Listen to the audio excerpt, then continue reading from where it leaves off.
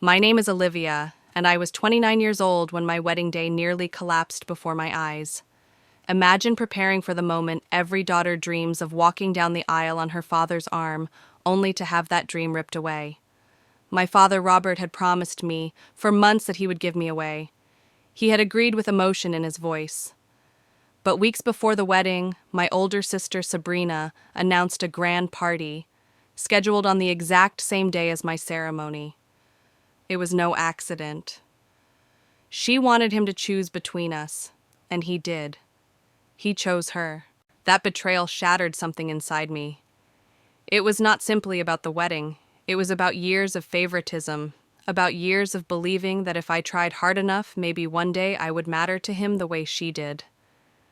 But on that call, when he said the timing just would not work, I realized I was not a priority. My father was ready to miss the most important day of my life. I remember standing in my small Philadelphia apartment, clutching the phone until my knuckles turned white. My fiancé Ethan came home to find me collapsed on the couch, mascara streaking my cheeks. "He is not coming," I whispered. The words felt like shards of glass in my throat. Ethan held me. His jaw clenched with fury, his voice gentle. "He does not deserve you." But no amount of comfort could erase the sting.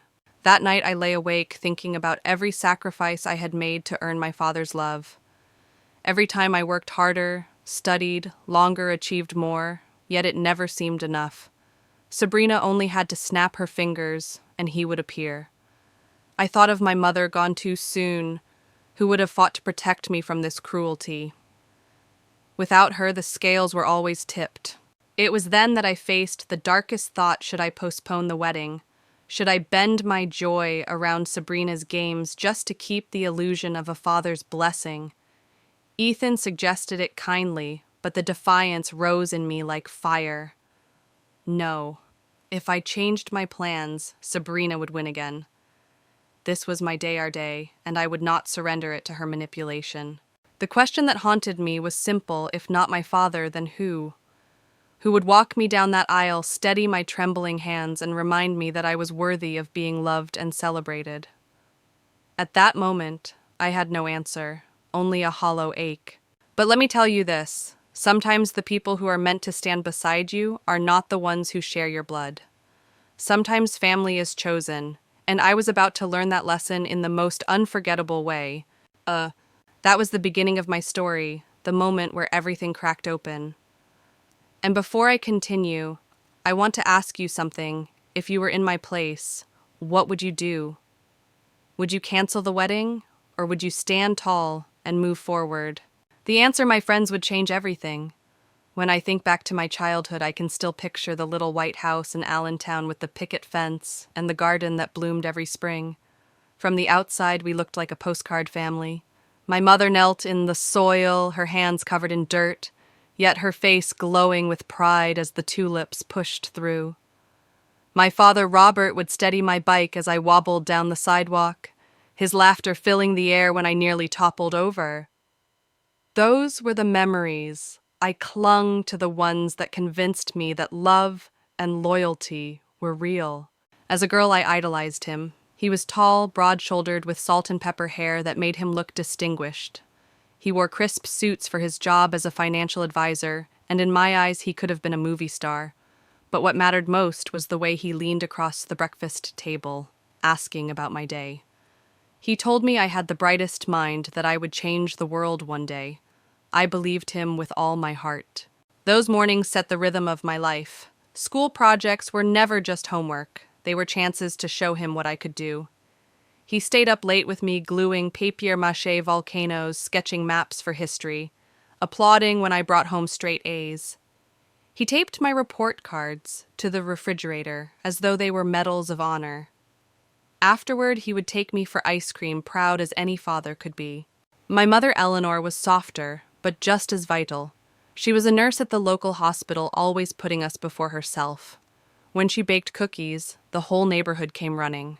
She sat with me patiently, teaching me to measure flour, to stir with care, to laugh when the dough stuck to my nose. Her voice was calm, her eyes full of warmth. She balanced my father's occasional strictness with gentleness. For years, I thought nothing could break us. We were not wealthy, but we were steady. Our little family of 4 had rituals: Friday movie nights, Saturday baseball in the park, Sunday dinners where my mother insisted on cloth napkins no matter how small the meal. And though Sabrina, my older sister, sometimes rolled her eyes at my enthusiasm, Mom's laughter kept the peace. But even then, cracks were forming. Sabrina was taller, stronger, better at sports. Coaches praised her speed. Neighbors admired her confidence. I was bookish small, more comfortable sketching in the margins of my notebook than running laps. Mom reminded us that our strengths were different, both worthy of pride. But I could feel Sabrina's simmering resentment whenever Dad complimented my drawings or science projects. Still, I tried not to notice. I was too busy clutching the image of a father who believed in me. To me, Robert was unshakable, the anchor of our family. When I looked at him, I saw someone who would always protect me, someone whose approval meant everything. If only I had known how quickly it could all change. Looking back now, I see how fragile it was. The security I felt was built on the presence of both parents, on my mother's endless patience, and my father's pride in me. Without her balance, without her warmth, what would become of us? Sometimes I lie awake replaying those golden afternoons in the yard, the smell of cut grass, the sound of Sabrina bouncing a basketball, my mother calling us in for dinner. It feels like another lifetime, one that belonged to someone else. Because soon, that version of us would be gone. And when it shattered, it was not Sabrina who suffered most, it was me. Before I take you further, let me pause. Do you remember moments from your own childhood when everything felt safe, even if it was just an illusion? Hold on to that thought, because those moments often shape how deeply it hurts when the safety is ripped away. That is what happened to me. And the person who tore it apart was not a stranger. It was time itself carrying a cruel message in the form of my mother's illness. I was 12 when the world I knew collapsed. My mother began to feel tired at first, brushing it off as stress from long shifts at the hospital. But within months, she was barely able to get out of bed. I remember standing in the hallway listening to hushed conversations. Between her and my father, words I could not fully grasp, but felt were dangerous. Then came the diagnosis, stage 4 pancreatic cancer. The words sounded foreign, like something out of a nightmare. Yet I learned them quickly, repeating them to teachers when they asked why I looked so distracted in class. Stage 4 pancreatic cancer, 6 months. Those were the numbers that defined our lives. The house that once smelled of cookies and garden tulips now smelled of antiseptic and hospital meals. My father, usually strong and calm, walked around with red eyes and a stiff jaw. Sabrina took on chores like she had been waiting for the chance to prove herself. And me? I just sat by my mother's bedside, sketching in my notebooks, trying to capture her smile before it faded. She was still my anchor even as her body betrayed her. She would stroke my hair and whisper, "Promise me you will keep dreaming, Olivia. Promise me you won't let anyone tell you that you are less." I promised through tears, not realizing how much I would need those words later. When she passed away, everything inside me cracked. I had never known silence like the silence of our house after the funeral. No laughter, no gentle hum of her voice, no smell of her cookies wafting from the kitchen, just emptiness. My father threw himself into work, often gone until 9 or 10 at night. He said clients needed him, but I think he just could not face coming home. And in that emptiness, Sabrina changed. She was 15, tall, athletic, and suddenly she decided she was the woman of the house. At first I thought maybe it was her way of coping. She cooked dinners though they tasted nothing like Mom's and told me when to do chores. But soon her tone hardened. "Stop being so needy," she snapped when I asked if Dad would come home for dinner. "He has important clients. We need to be strong for him." Her words stung because they sounded grown-up responsible. But there was something colder beneath them. She seemed to relish the control, and Dad was too exhausted to question it. Instead, he praised her for helping. The bond between them grew while mine with him began to unravel. I tried to hold on. I reminded him about my art projects, begged him to come to my concerts. Yet Sabrina always managed to twist the story. She would tell him I did not want him there, that I found him embarrassing, or that I said he was too busy.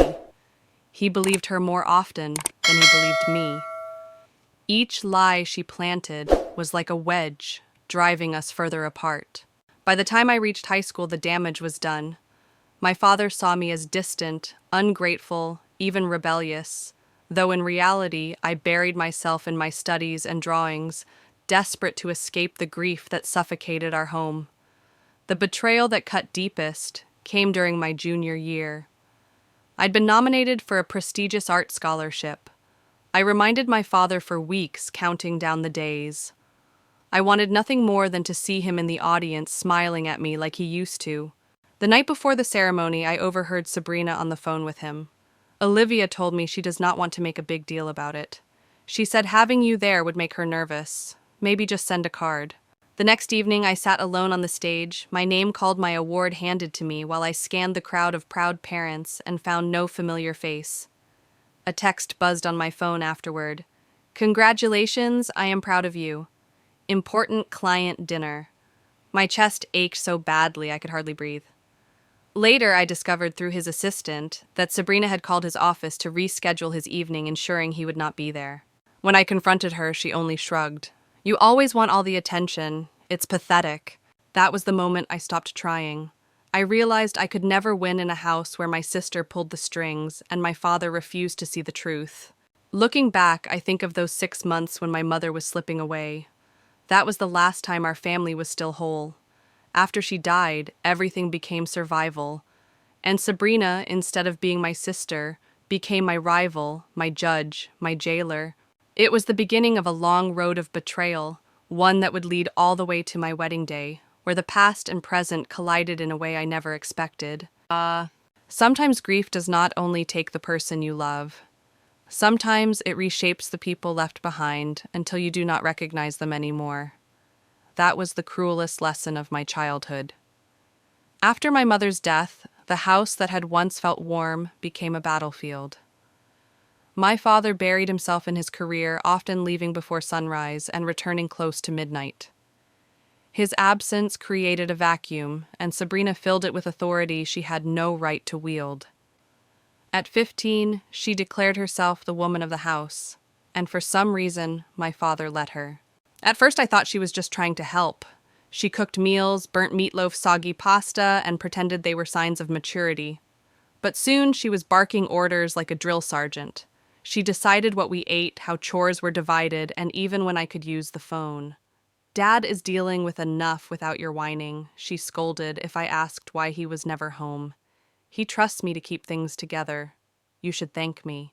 What stung most was that my father seemed grateful. He praised her responsibility as though her control was kindness. Meanwhile, my voice grew smaller. Every time I tried to tell him I needed him, Sabrina intercepted. "Olivia doesn't want you to come to her concert," she said. "She told me she's embarrassed when you show up," and he believed her. I learned to swallow disappointment until it burned in my stomach. The night of my art show, I scanned the crowd and saw empty space where he should have been. He had canceled for a dinner meeting because Sabrina told him I asked him not to come. Each lie she fed him became another nail sealing me out of his world. By high school, I had stopped asking. Sabrina painted me as rebellious, selfish, addicted to friends. The truth was the opposite. I poured myself into studies art, anything that gave me control. While Sabrina basked in Dad's approval, I lived in his shadow, a ghost in my own family. The final blow came during junior year when I earned that art scholarship nomination. I begged him to be there. I reminded him every day. But the night before, I overheard Sabrina on the phone. Her words pierced like knives. "She doesn't want you there, Dad. She said it would make her nervous. Just send a card." And he listened. The next evening when I stood on stage with my award, my eyes searched the crowd. Every other student had parents cheering, snapping photos. I stood alone.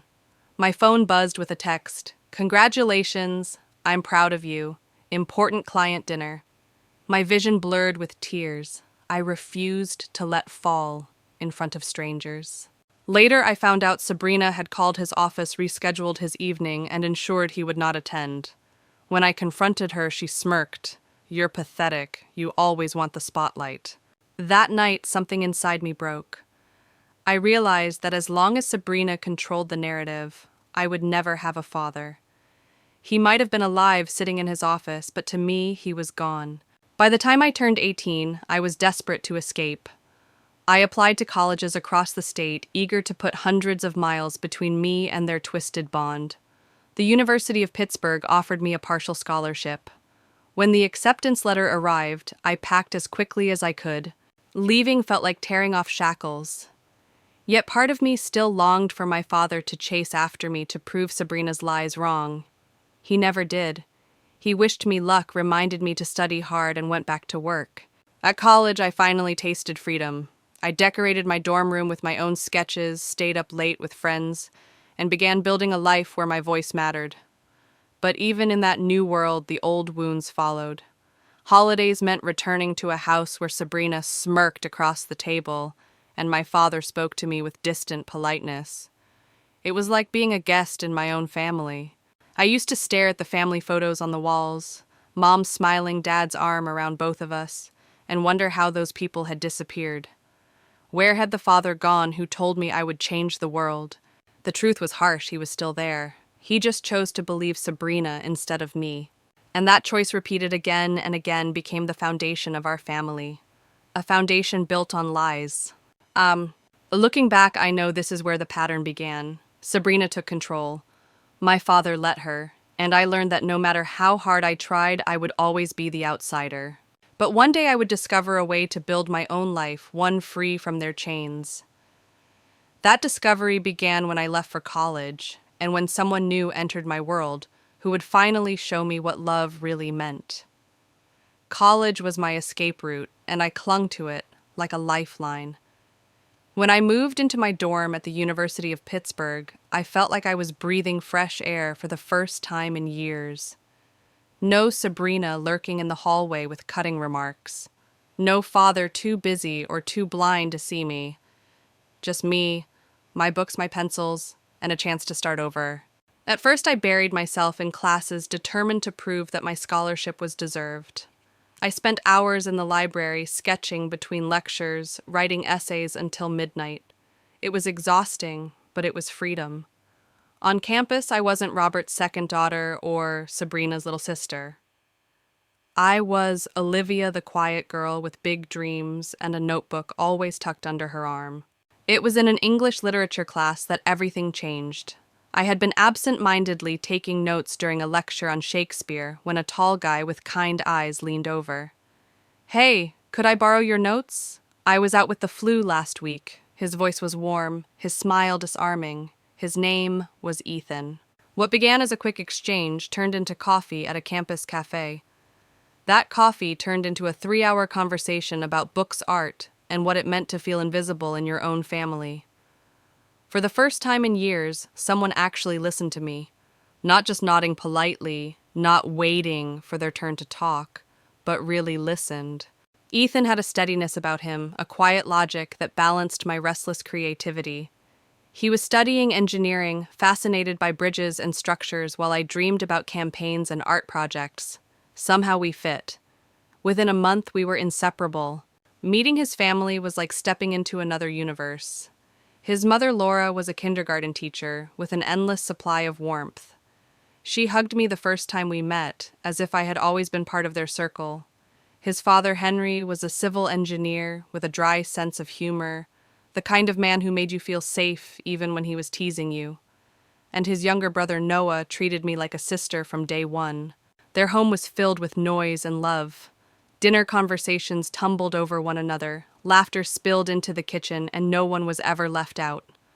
It stunned me at first. I wasn't used to people asking about my day and actually caring about the answer. Laura noticed when I was quiet. Henry congratulated me on small achievements. Even Noah saved me a seat at family movie nights. I didn't realize how starved I was for that kind of belonging until it surrounded me. Sometimes after spending an evening with them, I would cry quietly in Ethan's car, overwhelmed by what I had missed at home. He would take my hand, never judging, just holding me until the tears passed. By By sophomore year, Ethan wasn't just my boyfriend, he was my anchor.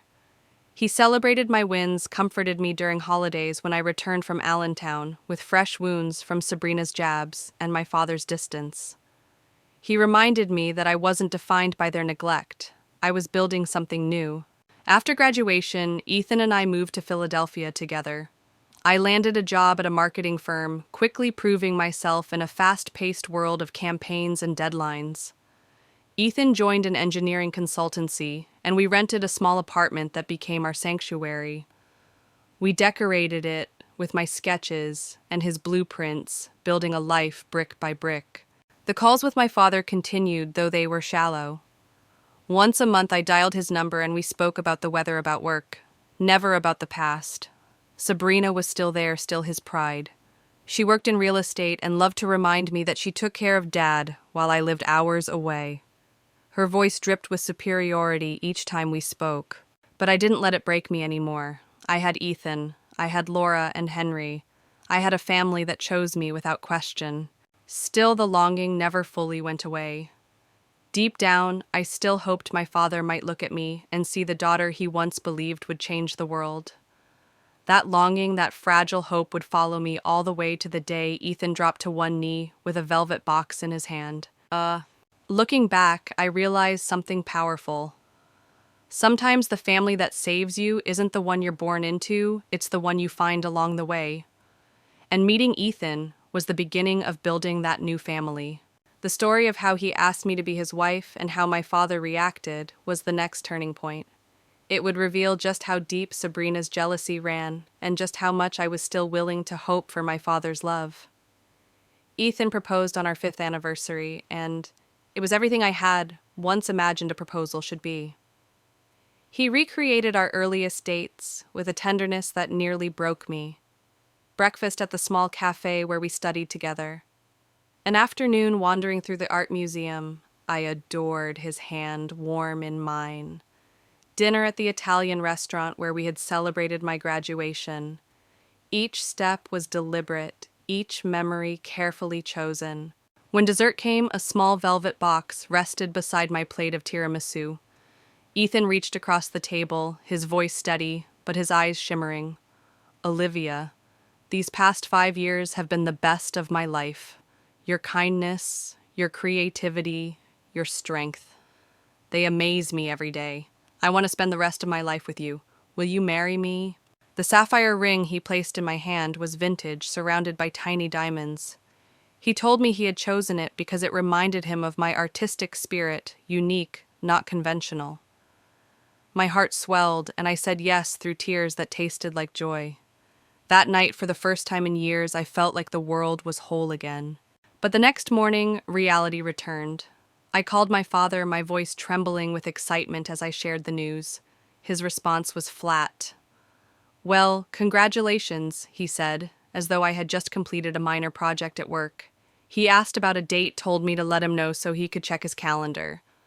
No joy, no celebration, just business-like questions that left me hollow. Ethan tried to reassure me. "He'll come around," he said gently, though his eyes betrayed doubt. Then I texted Sabrina with a photo of the ring. Her reply came almost instantly. "OMG, congrats, little sis. So happy for you. That ring is so pretty." Her words dripped with exaggerated sweetness. I could practically feel the jealousy bleeding through the screen. At 32, she had cycled through relationships that never lasted. My happiness was her bitterness. Despite their lukewarm reactions, Ethan and I moved forward. We chose June 15th as our date 9 months to plan plenty of time for family to prepare. My father confirmed he was available. When I asked him carefully if he would walk me down the aisle, he hesitated, then finally said, "I'd be honored." That moment sparked a fragile hope inside me. Maybe this wedding could mend what was broken. The planning consumed months of my life. Venue tours, menu tastings, dress fittings where Laura Ethan's mother came with me, her eyes filling with tears as I stepped out in a lace gown. "Your mother would be so proud," she whispered, squeezing my hand. The absence of my own mother burned, but Laura's presence eased the ache.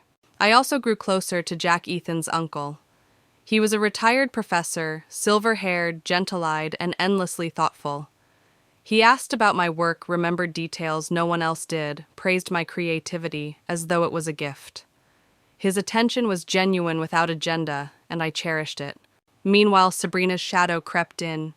She declined to be a bridesmaid, citing work commitments. Still, she posted vague comments on social media about planning a big event. I tried to ignore it, telling myself it was nothing. Yet my stomach twisted each time she mentioned June. Then the bomb dropped. 3 months before the wedding, Sabrina called with syrup in her voice. She was hosting a career achievement party on June 15th, the exact day of my wedding. I reminded her she had received my save the date 8 months earlier. She feigned surprise, claimed it was coincidence, and insisted Dad could attend both. But her venue was nearly 2 hours away. Anyone who attended her event would never make it to mine in time, especially not my father, who was supposed to be by my side before the ceremony. I hung up and immediately called him.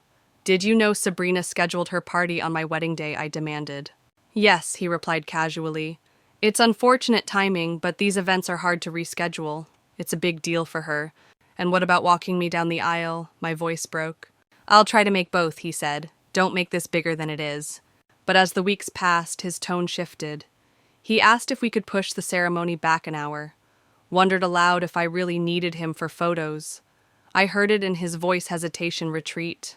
2 weeks before the wedding, the call came. He would not be there. He said the timing just didn't work. He suggested Ethan's father could walk me instead, someone else. As though that sacred moment could be handed off like a chore. When I dropped the phone, I crumpled to the floor. Ethan rushed to hold me as sobs tore through me. My father had chosen Sabrina again. But what I didn't know then was that someone else was preparing to step in.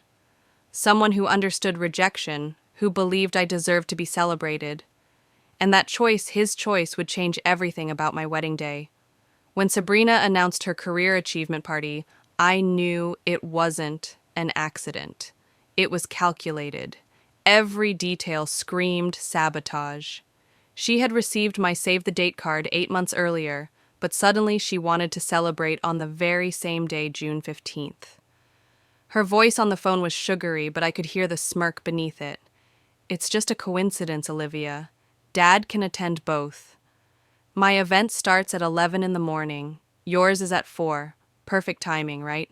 Perfect hardly. The venue she chose was nearly 2 hours away from my wedding. Even if my father left the second her party ended, he wouldn't arrive in time, especially not in time to walk me down the aisle. She knew exactly what she was doing. She wanted him to choose just as she always had. I confronted her. "You're forcing Dad to decide between us." "Don't be dramatic," she purred. "He'll support me and still make it to you. Stop acting like you're the only one who matters." The cruelty of her words was not new, but it cut just as sharply. I called my father, desperate for him to prove her wrong. "Did you know Sabrina scheduled her party on my wedding day?" "Yes," he answered, calm, as if he were confirming the weather forecast. "It's unfortunate timing, but these events can be difficult to move. It's important for her career." My voice cracked. "What about me? You promised you would walk me down the aisle." "I'll figure it out," he said. "I'll attend part of her event, then drive over. Don't make this bigger than it is." But I could hear the hesitation, the doubt. And over the next weeks, his tone grew colder. He asked if the ceremony could start later, wondered if I really needed him for photos. His excuses piled up and my heart sank deeper with every call. 2 weeks before the wedding, the final blow landed. He phoned me on a Tuesday night, his voice stiff. "Olivia, I've been thinking about the logistics. I don't think I can make it on time. Sabrina needs me at her event. Maybe Ethan's father could walk you down the aisle. Or a family friend. Someone else." Just like that, he dismissed me. I dropped the phone, tears blurring my vision, and collapsed on the floor. Ethan came home to find me shaking, unable to form words. "He's not coming," I sobbed. "He's choosing her again." Ethan held me, fury tightening his jaw. "You don't deserve this," he whispered. But even his strength couldn't erase the hollow ache. That night we talked about postponing. We could change the date, Ethan suggested gently. Give him no excuse. But a fire sparked inside me. No, that's exactly what she wants. I won't hand her my wedding day. Still one question loomed: who would walk me down the aisle? The thought of walking alone made me feel exposed, as though everyone would see my father's rejection etched across my face. The next morning, Ethan's mother called to check on details. I broke down telling her everything. She listened, her voice steady with outrage. "Sweetheart, this is your day. Don't let anyone take it from you. Your father will regret this for the rest of his life, but that's his burden, not yours." Her words planted a seed. Family is not just blood, it's who shows up when it matters. Later that week, Ethan's uncle Jack called me. "Ethan told me what happened," he said softly. "I'm sorry. Family disappointments cut the deepest. I know because I've lived it." I asked him what he meant, and he told me how his own father had refused to attend his graduation because he chose literature over the family business. His voice cracked with old pain, yet his kindness reached me through the phone. Remember, this Olivia family is not who shares your DNA. It's who stands beside you when you need them most. That conversation lingered in my heart. I didn't know it yet, but Jack was about to become the answer to the question haunting me. Why? Before I tell you how, let me ask you, if you were in my shoes, abandoned by your father days before your wedding, would you walk alone, or would you ask someone else to step into that sacred role? Think about it. Because the choice I made next would change not only my wedding, but the course of my family forever. The 2 weeks before my wedding felt like walking through quicksand. Every detail of the day was finalized: flowers, music, seating charts. Yet all I could think about was the empty space beside me at the ceremony. My father had made his choice. He would not be there. He had chosen Sabrina, just as he always did. I spent sleepless nights staring at the ceiling, replaying his words in my mind. "Maybe Ethan's father could walk you, or a friend." As if the role of giving away his daughter was something that could be delegated, like watering the plants or picking up dry cleaning. The dismissal hollowed me out. Ethan tried to soothe me, but I could see the storm in his eyes. He wanted to fix it, to make it right. Yet he also knew this wound was deeper than he could reach. One night he pulled me into his arms and said, "Olivia, this doesn't define you. You are not less because he failed you." His words wrapped around me, but the ache remained. Then came the lifeline I never expected. Ethan's uncle Jack called and asked to meet for coffee. We met at a bookstore cafe, and he was already seated with 2 cups waiting. "Vanilla latte with an extra shot," he said, smiling. He remembered. That tiny gesture pierced me with more care than my father had shown in years. After a few minutes of small talk, I found the courage to speak. "Jack, my father isn't walking me down the aisle. He said he can't make it. I know this is sudden, but Laura told me what you did for her years ago, how you walked her down the aisle when her father refused. Would you consider doing the same for me?" Jack's eyes filled with emotion. For a long moment he said nothing, then finally spoke in a voice thick with feeling. "Olivia, it would be the greatest honor of my life. Are you certain this is such a sacred moment?" "I am," I said firmly. "You've shown me more genuine care than my father has in a decade. I want it to be you." He reached across the table, taking my hand. "Then I accept with all my heart." For the first time in weeks, I felt a weight lift. It wasn't the father I had dreamed of, but it was someone who truly wanted to stand by me. And maybe that was even more powerful. In the days that followed, I noticed a quiet shift within myself. I still felt the sting of rejection, but alongside it grew gratitude. Jack stepped in, not because he had to, but because he chose to. That choice mattered. 3 days before the wedding, I made one final call to my father. "I wanted to confirm if you're still planning to come to the reception," I said. "I should make it by 7 or 8 after Sabrina's event," he replied, distracted. I swallowed hard. "I also wanted you to know." I asked Jack to walk me down the aisle. A pause. Then coldly, "Well, I suppose someone has to if I can't." His words were dismissive, but they only confirmed I had made the right decision. That evening at the rehearsal dinner, Jack stood to give a toast. He raised his glass, his voice steady. "To Olivia and Ethan, true love isn't only about finding the right person. It's about building a family of choice, one that shows up and celebrates you. I'm honored to play a small part in your day tomorrow." His words brought tears to many eyes, including mine. Meanwhile, Sabrina posted photos online of her career celebration planning. Balloons, cheap decorations. Nothing about it looked like the grand corporate event she had described. A pitiful cover-up. Still, she had succeeded in stealing my father away. But as I looked around that rehearsal dinner room surrounded by friends and Ethan's family, I realized something important. My wedding would not be defined by who didn't show up. It would be defined by the people who did. Sometimes we spend so much energy chasing those who refuse to love us that we overlook the ones who already do. I didn't know it yet, but walking down the aisle with Jack would become one of the most profound moments of my life. The morning of my wedding dawned with sunlight streaming through the hotel curtains. For months I had dreaded this day, not because I didn't want to marry Ethan, but because of the empty place where my father should have been. Yet when I opened my eyes, I felt something new, peace. Jack had agreed to walk me down the aisle, and though he wasn't my father by blood, he had already shown me more loyalty than Robert had in years.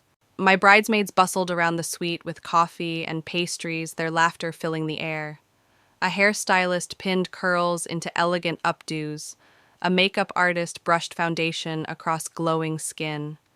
I should have been floating with joy, but beneath the surface lingered a knot of grief.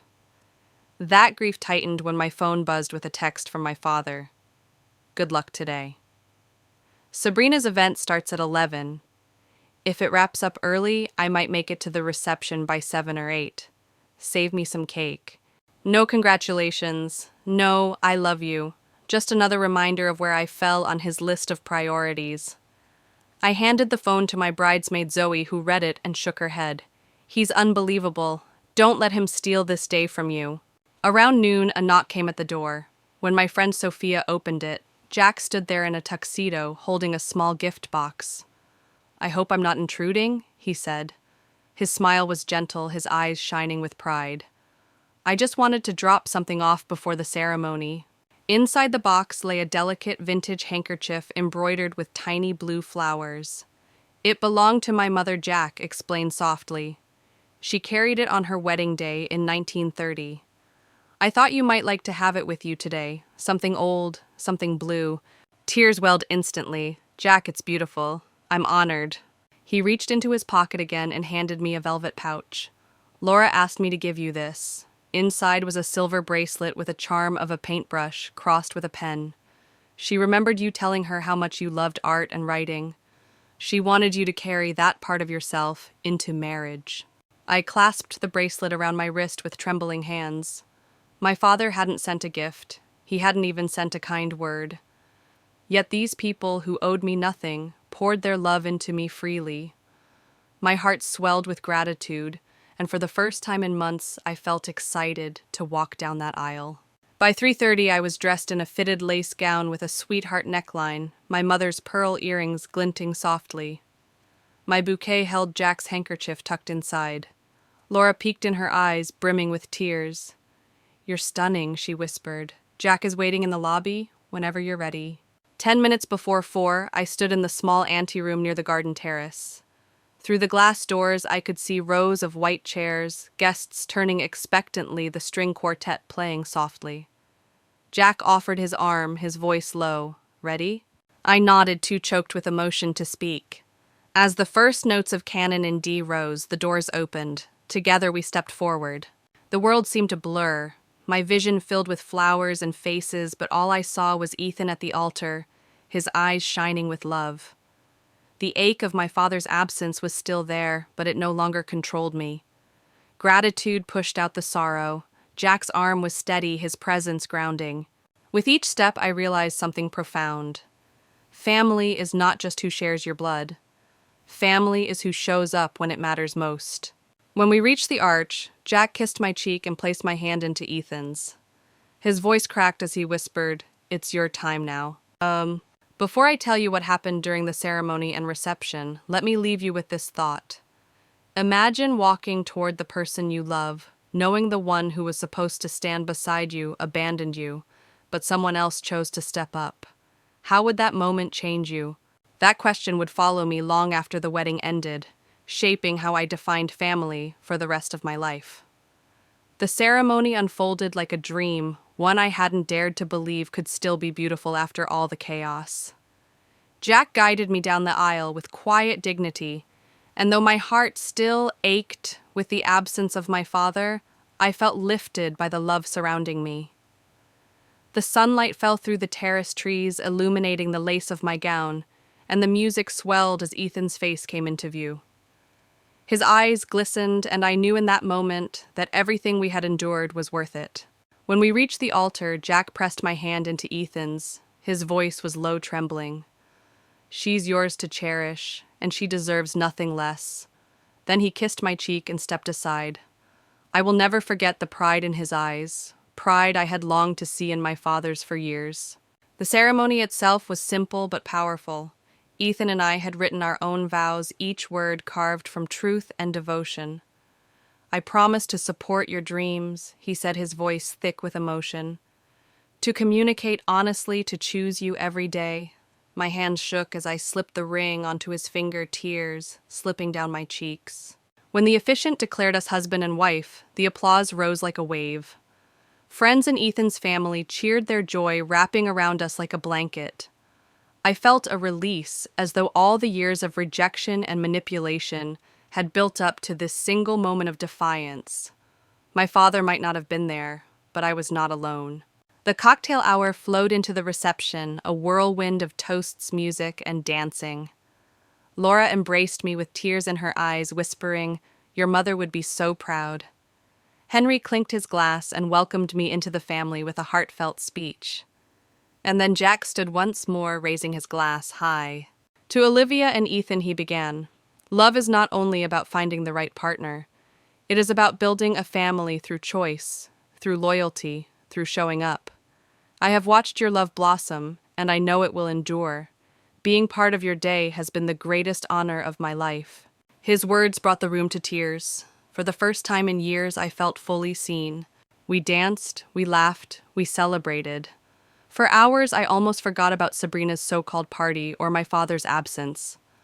But as the evening stretched on, reality tapped me on the shoulder. My cousin Thomas slipped into the room looking frazzled, his tie askew. "Sorry I'm late," he said, giving me a quick hug. Then his face turned serious. "Olivia, I need to tell you something about Sabrina's event." My stomach clenched. "What about it?" He leaned closer, lowering his voice. "It wasn't a career party. There was no promotion, no recognition. It was just a casual gathering at her apartment. 15 people, maybe. Some co-workers, some friends from the gym, nothing more." I froze. The blood drained from my face. "You're saying she lied?" Thomas nodded grimly. "She planned it just to clash with your wedding. And there's more. She's been telling your father for months that you didn't really want him there, that you only asked out of obligation. I saw the messages. She admitted she scheduled it on purpose so he'd choose her." The room spun around me. Years of suspicion crystallized into truth. I hadn't been paranoid. I hadn't imagined the manipulation. Sabrina had deliberately poisoned my relationship with my father. I clenched Thomas's hand, whispering, "Thank you for telling me." He looked ashamed. I should have spoken up sooner. But I wasn't angry at him. I was angry at the years I had lost, the milestones tainted by her lies. Angry at my father for believing her so easily. I returned to the reception, smiling for the sake of my guests, but inside a storm raged. My wedding day, already scarred by his absence, had just been branded with the truth of Sabrina's cruelty. As the night wore on, I realized this was no longer just about a ruined tradition. It was about a lifetime of manipulation finally exposed, and soon my father would be forced to face it. The confrontation was inevitable, but not yet. For now, I clung to Ethan's hand, determined to savor the joy that remained. Because my story wasn't just about betrayal, it was also about resilience, and the most important chapter was still to come. The reception was in full swing when I finally let Thomas's revelation settle into my bones. Sabrina hadn't thrown a career celebration. She had staged a small gathering in her apartment, deliberately timed to destroy my wedding day. 15 guests, some co-workers, a few gym friends. Nothing about it was professional. Nothing about it was honorable. It was sabotage, plain and cruel. I forced myself to breathe, to smile, as Ethan's relatives clinked glasses, and my bridesmaids pulled me onto the dance floor. But inside, I was a storm. Every false memory replayed itself: my art ceremony, my graduation, all the moments my father missed because Sabrina told him I didn't want him there. Now I had proof. She had been orchestrating this narrative all along, bending his loyalty like a puppet on strings. It should have crushed me. Instead, it clarified everything. My instincts had been right. I wasn't crazy. I wasn't paranoid. The sister who should have stood beside me as family had worked tirelessly to erase me from my father's heart, and he let her. At around 8:30, I realized he still hadn't shown up. A part of me had hoped he would surprise me rushing in, breathless, desperate to make things right. But hope is a dangerous thing. By then I knew better. He had chosen her. Again. Ethan tightened his arm around me during our first dance, his eyes searching mine. "Don't let her win," he whispered. "Tonight is about us, about our love." His steadiness steadied me. I leaned into him, letting the music drown out the bitterness. But as the song ended, I saw Thomas approaching once more. His expression was grave. "Olivia, there's something else." He held up his phone, scrolling through messages. "These are from Sabrina. She admitted she scheduled her party just to force your dad to choose her. She even bragged about it, saying he'd never believe you over her." The screen glowed with the evidence I had been waiting for. Words in black and white. Sabrina's confession. My chest tightened, not with despair this time, but with righteous anger. For years she had painted me as needy, selfish, unworthy. Now I had the truth in my hands. I hugged Thomas, gratitude spilling from me. "Thank you for showing me this. Thank you for not letting me doubt myself anymore." He looked guilty. "I should have told you sooner. I saw pieces of it before, but I didn't put them together until tonight." "You did the right thing now," I assured him. "That matters." I returned to Ethan and shared what Thomas had shown me. His jaw clenched, but his voice stayed calm. "So now you know. The question is, what do you do with it?" I didn't have an answer yet. It was my wedding day, and I refused to let Sabrina's poison infect it further. The truth could wait until tomorrow. Tonight belonged to Ethan and me. Still as I danced, laughed, and posed for photos, a voice inside whispered, "This isn't over." There would be a reckoning. My father would have to face what Sabrina had done, and so would she. By 10:30, the crowd had thinned. About 40 guests lingered, the music softer, the laughter quieter. Then the ballroom doors opened and everything froze. My father walked in. His tall frame filled the doorway, his suit wrinkled, as if he had thrown it on in a rush. He looked uncomfortable, scanning the room, until his eyes found me. He held a small gift bag in his hand, a poor excuse for his absence. "Congratulations," he said stiffly as he hugged me with one arm. "Sorry I'm late. Sabrina's thing ran longer than expected." The casual tone made my blood boil. He had missed my vows, my walk down the aisle, the entire heart of my wedding day, and he brushed it off as if he were late to dinner. "I'm glad you could make it for the last hour," I replied, my voice sharp with sarcasm. If he noticed, he ignored it. He glanced around the room, then handed me the bag. "This is from Sabrina and me." Inside were crystal wine glasses, impersonal and meaningless. I set it aside, my smile frozen. The reckoning I had delayed all night was here. My father was standing in front of me, and the truth Thomas had revealed burned like fire on my tongue. Sometimes the confrontation you dread most arrives when you least want it.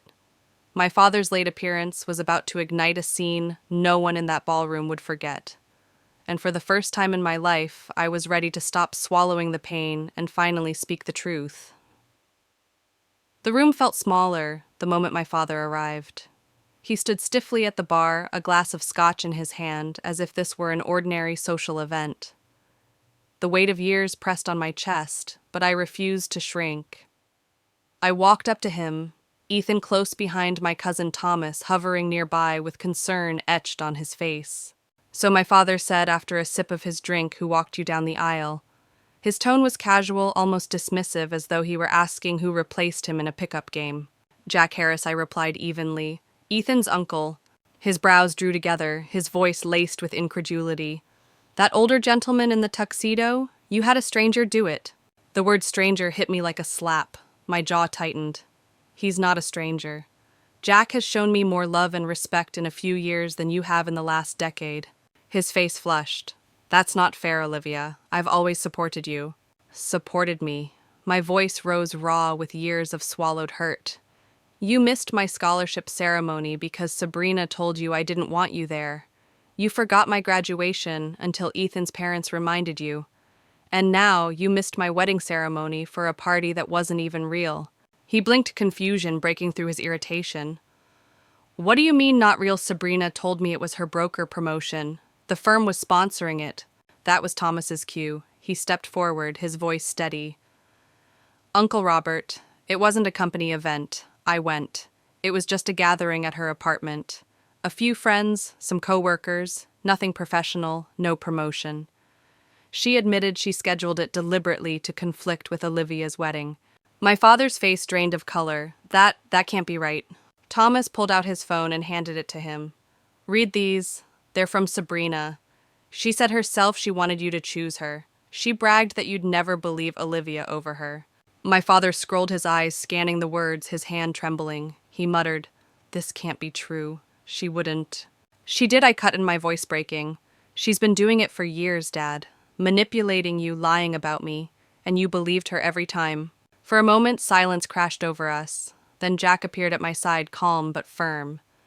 "Ethan is looking for you, Olivia. It's almost time for the sparkler send-off." His presence was a lifeline. My father turned on him with hostility. "So you're the one who replaced me?" Jack didn't flinch. He extended his hand politely. "Jack Harris, good to meet you." My father ignored the handshake. "I don't understand why my daughter needed you instead of me," I snapped. "Because you weren't there? Because every time it mattered, you chose Sabrina or your work. Jack showed up. He listened. He cared. That's what being family means." My father's voice rose. "If it was so important, you could have scheduled the wedding on another day." "The wedding was set 9 months ago," I shot back. "Sabrina deliberately scheduled her party on the same date, and you fell for it." Thomas showed him another message, proof undeniable. My father's expression collapsed from anger to shock, then to shame. He whispered, "She told me you said having me there would embarrass you, that you only asked me out of obligation." Tears blurred my vision. "That's not true. I wanted you there. I always wanted you, but you never chose me." The words seemed to cut deeper than any accusation. He looked at me then, at Jack, and finally at the floor. "I need to speak with Sabrina," he muttered, fumbling for his phone. "Not now," I said sharply. "This is my wedding day." But he was already stepping away, dialing with shaking hands. I heard his voice in clipped, angry bursts as he stormed out of the ballroom. Guests nearby whispered, watching the scene unfold. My cheeks burned, but Jack placed a steady hand on my shoulder. "I'm sorry, Olivia," he said softly. "Family revelations are never easy, but sometimes they're necessary." Ethan pulled me into his arms, his voice low in my ear. "Are you all right?" I nodded, though tears spilled down my face. I just wish he had seen the truth sooner. We stood together in the glow of the reception lights, the music still playing in the background, while my father's absence left an echo louder than his presence ever had. That night, as I held Ethan's hand under the sparklers, I realized something profound. My father's collapse was painful, but it was also the beginning of the truth, finally breaking through years of lies. And sometimes truth is the only path to healing, even if it arrives in the middle of a wedding celebration. The sparkler send-off should have been the perfect ending. Guests lined up outside the ballroom, their laughter spilling into the night as golden sparks lit the air. Ethan and I ran through the tunnel of light, our fingers intertwined, smiles wide for the cameras. For a brief moment, I let myself feel weightless, surrounded by joy. Yet even in that glow, the shadow of my father lingered. Inside whispers rippled through the guests. They had witnessed the confrontation. They had seen Robert storm out, phone pressed to his ear, anger and shame battling across his face. I wanted to bury it, to let the night end on love instead of pain. But the truth never stays quiet. When we returned to the reception hall for a final farewell, my father appeared again at the doorway. His face was pale, his expression brittle. "She hung up on me," he muttered when I approached. His voice was harsh, almost panicked. "I'm going to her apartment right now. I need the truth." "Not tonight," I pleaded, my voice raw. "This is supposed to be a celebration." But he shook his head, restless. "If she has been lying to me all these years, I need to know." Thomas stepped in gently. "Uncle Robert, it's true. I'm sorry. Sabrina has been manipulating you." His voice carried the weight of proof, the certainty of someone who could no longer stay silent. My father turned his eyes wild. Then his gaze fell on Jack, who was standing quietly at Ethan's side. Something in that moment seemed to ignite him. "So you've replaced me with him," he spat. "Some random old man you barely know." Jack's voice was calm, steady as stone. "Mr. Evans, I understand your anger, but being a father isn't about titles. It's about showing up when it matters." The words landed like a blow. My father flinched, shame flickering across his face. "Don't lecture me," he snapped, but his voice lacked conviction. "Then act like her father," Jack replied firmly. "Because tonight, when she needed you most, you weren't here. I was." The room fell silent. Even the music seemed to pause. Guests turned in their seats, watching this duel of truths unfold. Ethan squeezed my hand, his eyes fixed on my father, daring him to argue. For a long moment, Robert just stood there, his chest rising and falling, his jaw clenched. Then his shoulders slumped. "I need to go," he muttered, avoiding my eyes. And without another word, he left. I exhaled, trembling, the weight of decades pressing down on me. Tears pricked at the corners of my eyes, but this time, they weren't only from pain. There was a strange sense of release. The truth was out. The facade had crumbled. Jack turned to me, his expression soft. "I'm sorry it happened this way. But Olivia, sometimes healing only begins after the break." Laura came forward and embraced me tightly. "Don't let this overshadow your beautiful day," she whispered. "You and Ethan deserve happiness, and nothing can take that away." Ethan kissed the top of my head. "We'll build our own family," he said, "one that doesn't play games with love." As the last guest drifted out, I stood in the quiet ballroom, the decorations still glowing under twinkling lights. My father's absence was louder than any music, yet Jack's steady presence beside me grounded me. He had not only walked me down the aisle, he had stood beside me in the storm, shielding me from the collapse of everything I thought I knew. That night, lying beside Ethan in our hotel suite, I whispered into the darkness, "I just wish he had chosen me." Ethan held me close, answering softly, "You chose yourself. That's what matters now." The wedding day ended not in the fairy tale way I once imagined, but in a way that forced truth into the light. My father walked away in shame. Jack walked in with love. And I realized that family isn't about who claims the role. It's about who shows up, who stands with you when the world crumbles. What I didn't know then was that my father's departure wasn't the end of our story. It was the beginning of something far more complicated, a fragile path toward reconciliation. But that road would only open after the honeymoon, when the dust settled and the apologies finally began. Our honeymoon in Greece was like stepping into another world. The Aegean Sea shimmered under the sun, ancient ruins rose from the earth, and for 2 blissful weeks, Ethan and I forgot about family drama. We walked hand in hand through winding streets, tasted olives and fresh bread at seaside cafes, and watched sunsets that seemed painted by the gods. I allowed myself to believe just for a moment that my past had no power over me anymore, but reality was waiting the moment we returned home to Philadelphia. On our first night back, I found 5 voicemails from my father, each one more desperate than the last. The final message, left 3 days before we landed, cracked with raw regret. "Olivia, you were right about Sabrina. After the wedding, I confronted her. At first, she denied everything, but then she admitted it. She's been lying to both of us for years. I cannot believe I was so blind. I'm sorry for missing your wedding. I know it's unforgivable, but please, give me a chance to make this right." I sat on the couch, the phone heavy in my hand. Ethan slipped beside me, silent, waiting for me to process. My chest ached not from anger, but from the years wasted. Years of trying, begging, hoping. Years when I thought I wasn't enough. Sabrina, for her part, sent nothing but a short, cold email. Taking some time away from family drama, traveling for work indefinitely. She vanished from our lives like smoke, leaving destruction in her wake. For weeks I avoided calling my father back. I told myself I needed space-time to decide whether I even wanted a relationship. Ethan never pressured me, though I saw the question in his eyes. Sometimes forgiveness feels less like grace and more like surrender. It was Jack who helped me untangle my feelings. He called every Sunday evening just to check in. Sometimes we talked about books or work projects. Other times he offered quiet wisdom. Forgiveness isn't about excusing the behavior he told me one night. It's about freeing yourself from the weight of resentment. Whatever you choose, Olivia, make sure it brings you peace. His words stayed with me. Peace, that was what I wanted. Not revenge, not endless bitterness, just peace. A month later, I agreed to meet my father at a cafe halfway between Philadelphia and Allentown. I arrived early, my hands trembling as I stirred sugar into my coffee. When Robert walked in, he looked older, smaller somehow. The man who had once seemed larger than life now carried the weight of his failures on his shoulders. "Olivia," he said, his voice thick, "thank you for coming." We sat in silence until the drinks arrived. Then he spoke, words tumbling out like stones. "I failed you, completely. After your mother died, I didn't know how to handle it. Sabrina stepped up and I let her control everything.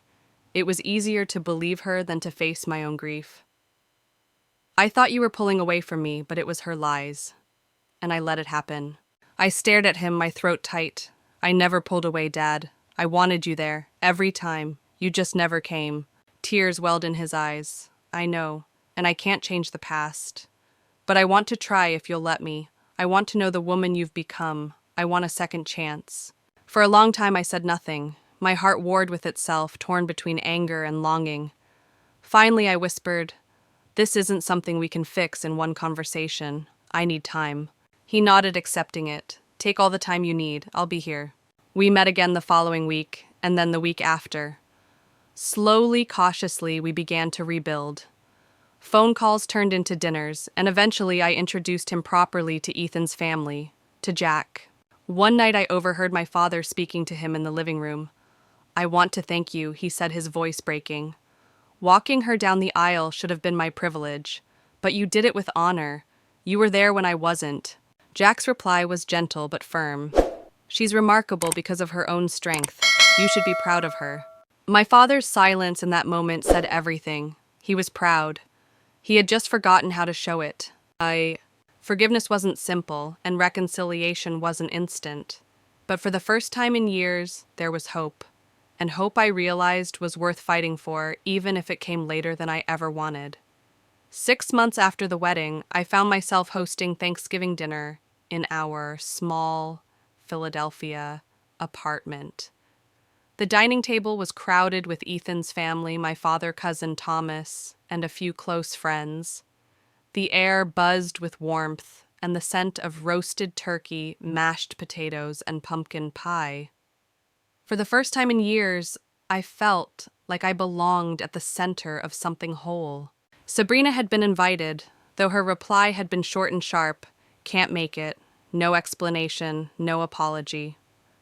By then I had stopped expecting either. Her absence was not surprising. If anything, it allowed the rest of us to breathe. When it was time to share what we were thankful for, my father's turn came. His voice cracked as he spoke. "I'm thankful for second chances," he said softly, his eyes fixed on me. "And for a daughter whose capacity for forgiveness humbles me every day." The room fell quiet for a heartbeat, then filled with gentle smiles and nods. My throat tightened, but I managed a small smile back at him. It wasn't perfect. Our relationship was still fragile, still healing. But those words mattered. Then Jack lifted his glass. "I'm thankful for family," he said, his gaze sweeping the table. "Not just the one we're born into, but the one we create through love and choice. I'm especially thankful to have gained another niece in Olivia, whose courage and grace inspire me." His words washed over me like balm healing cracks that had been there for decades. A year after the wedding, Ethan and I hosted a small anniversary dinner. Jack surprised us with a toast that brought tears to my eyes. 1 year ago, I had the privilege of walking Olivia down the aisle to marry the man she loves. What began as an answer to absence has become one of the greatest gifts of my life, the chance to witness their love grow. May your marriage continue to flourish in strength and joy, and may you always remember that true family is built on those who choose to love you even when it's difficult. His words stayed with me long after the dinner ended, because he was right. My father's absence on my wedding day had created a hole, but Jack's presence had filled it with something stronger. His choice to step in had shown me what family truly meant. Reconciliation with my father remained complicated. We met regularly, sometimes with tears, sometimes with silence. He tried, though. He listened in ways he never had before. And I began to see the man he once was, the one who told me I had the brightest mind, who believed I could change the world. For the first time since my mother's death, I felt the faint possibility of a real relationship with him. Sabrina remained distant, sending only occasional holiday cards, her handwriting sharp and impersonal. I accepted that some wounds would never heal, some people would never change. And that was all right. Forgiveness doesn't always mean reconciliation. It means freeing yourself from the weight of resentment. Looking back, I see that my father's betrayal on my wedding day gave birth to something unexpected. It gave me Jack's steady hand, Laura's unconditional kindness, and a new understanding of family. It forced my father to confront the truth, to see the lies he had chosen for years. And it gave me the strength to set boundaries, to decide for myself who deserved a place in my life. Because the truth is, the person who walks you down the aisle should not just be someone tied to you by blood. It should be someone who has walked beside you through life's storms, someone who shows up when it matters most. Sometimes that person is your father, sometimes it's not. I've learned that the most beautiful families are not always the ones we're born into. They're the ones we create. The ones who choose us day after day. And as I stood with Ethan, Jack, and the family we had built together, I finally understood I was not less because of my father's absence. I was more because of the love that replaced it. So I'll leave you with this. Have you ever had someone unexpected step up when family let you down? Or maybe you've been the one to step in for someone else. Share your story, I want to hear it. And if this journey touched, you don't forget to like, subscribe, and join our community. Because sometimes the most powerful stories are the ones we create together. The wedding I thought would be ruined became the turning point of my life. It taught me that family is a choice. And I choose love. Always. As the months turned into a year, the wounds of my wedding day softened into scars, visible, yes, but no longer bleeding. I began to see my journey not as a tragedy, but as a transformation. What was taken from me, a father's presence on the most important walk of my life, had been replaced by something unexpected and profound. Jack's arm steadying mine, Ethan's love unwavering, Laura's motherly embrace. In their actions, I discovered what family truly means. My father and I continued to rebuild slowly. Some days it felt like progress. Other days, the silence between us weighed heavy. Yet I realized healing wasn't about erasing the past. It was about accepting it, learning from it, and deciding how to move forward. His betrayal still hurt, but his effort to change mattered. Forgiveness. I learned is not about excusing, it's about releasing yourself from chains you never deserved to carry. Sabrina stayed distant, her absence no longer a wound, but a boundary I chose to keep. I stopped chasing her approval, stopped longing for a sister who had never truly wanted me. Sometimes the bravest choice is to let go. Now, when I think about my wedding day, I no longer see it as the moment my father abandoned me. I see it as the moment I stepped into my own strength. I see Jack's tearful pride, Ethan's vow-filled eyes, and the community of love that surrounded me. Life doesn't always give us the family we dream of, but it offers us people who step in, who show up, who love us not, because they have to, but because they choose to.